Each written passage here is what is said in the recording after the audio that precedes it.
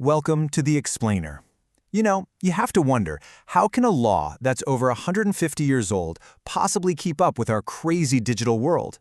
Well, today, we're unpacking the answer, the Bhartiya Sakshya Adhiniyam, or the BSA. Think of it as a massive software update for India's entire law on evidence. So let's kick things off with a little puzzle. It might sound random, but I promise, by the time we're done here, you'll know the surprising answer and exactly why it's such a game changer for justice in modern India. All right, first things first. Who actually has to play by this new rulebook?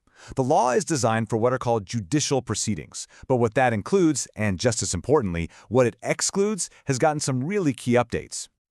Now, this is a big one. The old law always applied to regular courts, of course, but military courts, they were a whole different story. Now, the BSA brings them into the fold, putting everyone under the same evidence framework. It's a huge step toward making sure the rules are consistent for everyone. But it's just as important to know where these rules don't apply. This new law is really for formal, in-a-courtroom proceedings. It's not for things like arbitration or administrative hearings, and definitely not for simple sworn statements like affidavits. Those all have their own set of rules. Okay, let's get into what I think is the most fascinating part of this whole thing. This is where we answer that puzzle from the beginning, because the very idea of what a document is has been totally revolutionized. Seriously, you have to forget what you think you know. We're moving way beyond paper and ink here. The crucial point isn't what something is made of. It's all about the information it holds. So the new definition is incredibly broad. It doesn't matter if it's stone, paper, or a silicon chip. All that matters is that you've recorded some kind of information on it. Let's look at some real-world examples to see how wild this gets. Think about it. That ancient carving on a temple, it tells a story using figures on a substance, in this case, stone. Under the BSA, yep, that's a legal document. Even something as small as a symbol stamped onto an old coin counts. It's a mark on a substance that records information, like its value or where it came from. So, it's a document. This is a brilliant example of how even really personal, everyday things can suddenly become legal evidence. You write a name or a date on a pot, boom, you've just created a document in the eyes of the law. And it's not just words or symbols. A drawing that expresses an opinion, like a caricature, or a map that describes a location. You guessed it, those are documents too.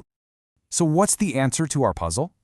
The email, the caricature, and the inscription on the pot are all considered documents under this new law. It's an amazing definition that manages to connect the ancient world with our digital one. So this whole expanded idea of a document is actually part of a much bigger theme here.